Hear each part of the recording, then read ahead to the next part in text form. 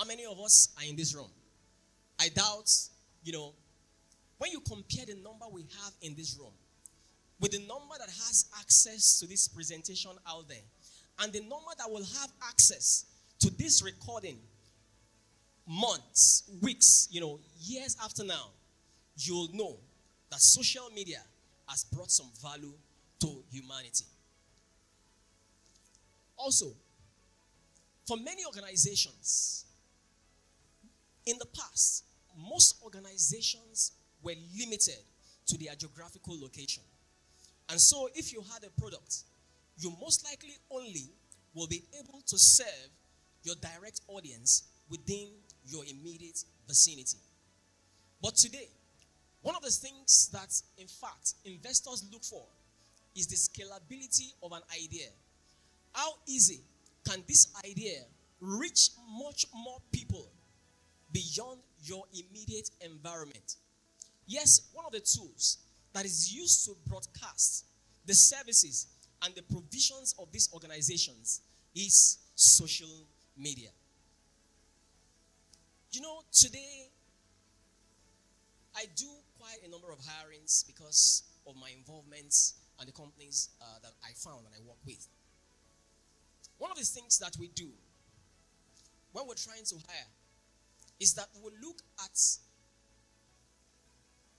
we'll interview you, gauge your competence. But beyond interviewing you, we go online to check your profile, to see what you're doing online. Incidentally, one of your students, and by that Joel who just spoke, works with us. One of the things we did in auditing him was to check what he was doing, how his profile appeared, the value he was creating, all out there. And so, we cannot deny the fact that social media has its benefits. And in fact, today, for many organizations, when it comes to customer service, there is a great improvement. Have you ever come across a post online and then you're discussing something else, a trending post, and then someone comes and says, Zenith Bank, you have not paid me the money you withdrew from my account for some weeks now. Access Bank, you are owing me this amount. What happens immediately? They have bots that automatically quickly respond whenever they find their names online, and they will follow up that customer to make sure that they provide excellent service to that customer as they have promised. And so, certainly, social media has its benefits. But it also has its hidden costs. And these hidden costs come mostly in form of some of these things that inhibit productivity, especially for young people. Now, it is very easy in the era of social media for you to engage in endless conversations, and then you're constantly chatting with someone, you're engaging that person. If you think of the number of hours that you lose in those chats, you will know that it is important to be very deliberate to know that you are incurring a cost by that time you are spending on social media. In the days when we were in school, there wasn't as much of the prevalence of social media, and we know how much time was expended on studying. And so, for students here, it is important for you to consider and remember that for every moment that you spend on social media, there is a cost, and it comes in terms of your time. What's another cost of social media?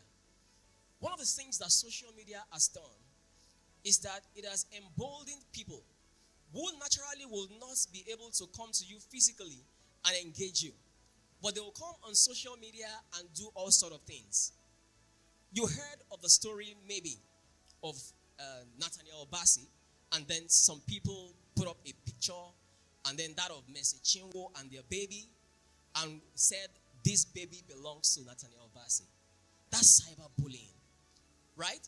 People are emboldened to go out there But many times, it is more expensive for them. I learned that there's a suit now for these guys to pay, some huge sum as a result of what they have done. Right? So sometimes, the liberty that social media brings sometimes makes people even go above board to do what we call cyberbullying, and this has its implication as maybe these guys might be paying eventually. Another major cost of social media is the impact of trend chasing.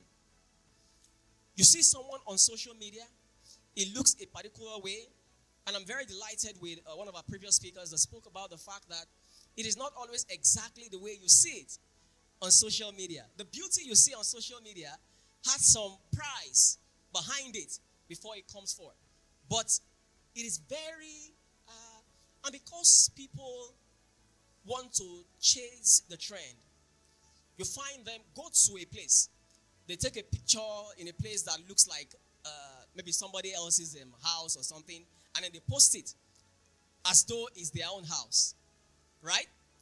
The implication of that is that the day you encounter one of the people that have met you and that have had that perception of you, you lose confidence. And that takes me to the next thing, social anxiety. You have given a perception, an impression out there that is not exactly who you are.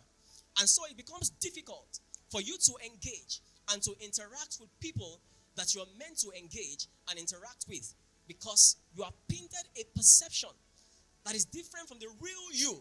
And so it becomes difficult for the real you to be able to make the desired moves to be able to get to where you will have gotten to.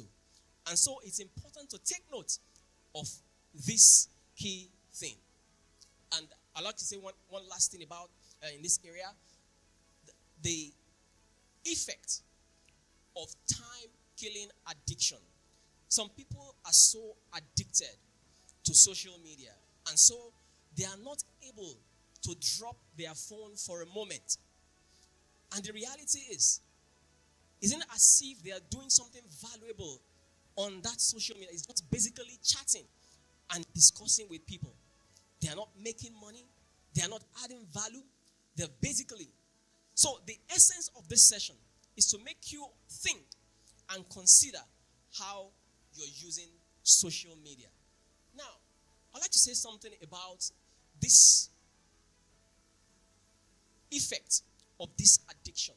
There is something called deep work. And deep work is that thing. Now, one of the things that social media does is that it brings about an intrusion that minimizes the potential for deep work. Deep work is the peak of assimilation and frequency for complex work. Now, let me explain that. What I'm saying is, there is a point you get to as you begin to do work that your progress becomes faster because you have expended time to concentrate on that work. All right? I remember when I was in the university, yes, I was a very studious student, and many of the time we spent time in the library. I found out that the very first few hours, you may not assimilate as much as when you stay on doing that study. The same thing with work. When you are trying to come up with a proposal, when you are trying to fine-tune an idea, it takes time to stay on and focus to be able to get to that crescendo where you then begin to find out, patterns and things that you had not discovered initially. But in the era of social media, it is very important that we avoid a scenario where you have too frequent breaks. Constantly, you check your phone, you get back in, you check your phone, and then you're not able to focus on work for a period of time. It has a potential of reducing the tendency for you to come up with an outstanding or groundbreaking output. And so deep work is limited by, the persistence and the interruptions that come from social media. I have a graph up there if we can have it. It says something. Now, I'm going to ask you a question. Who do you think spends more time on social media, men or women? You will think it's men, but data shows us that it is actually women. All right?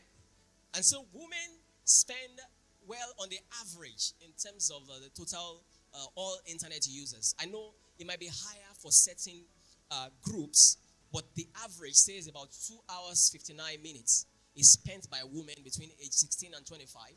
And those between the age 25 and 34 spend 2 hours, 48 minutes. That's an average. I know some will spend way more, while some spend way less. But you need to check your own self and check how much you spend and the value that you're creating with the time you're spending on social media.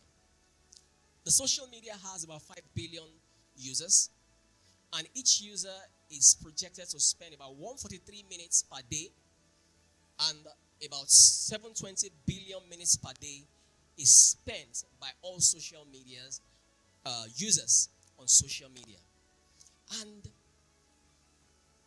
this results in about 260 trillion minutes per year, or 500 million years of collective human time spent on social media. Now, this time that is spent on social media ultimately is a time, I don't know if you realize that the product being sold on social media is your content. So the time you spend on social media is time spent doing some work for Facebook, for Instagram, or for whatever platform. And so as you spend that time on social media, is it not important for everyone to begin to think and begin to imagine, am I creating value from the time I spent on social media?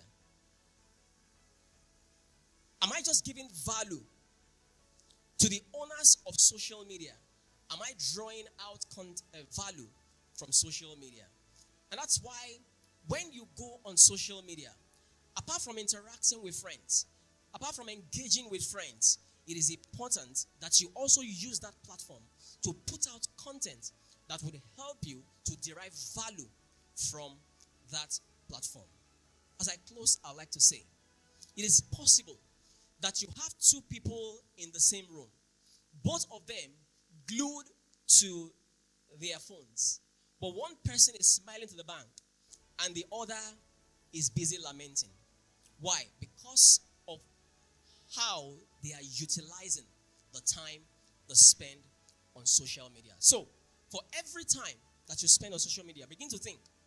I did an estimate that if you have someone who earns 300,000 naira per month, and then you look at the value of the time of that person, is about I think I came up with 1,875 naira as the daily amount that the person spent per hour. So for every time that you spend on social media, think of it. If you spend 3 hours, that's more than 5,000 that you pay Facebook per day to use that platform. My question to you, as you pay Facebook that money, as you spend that time to, on social media to engage, how much of value are you pulling back from that platform? Thank you very much.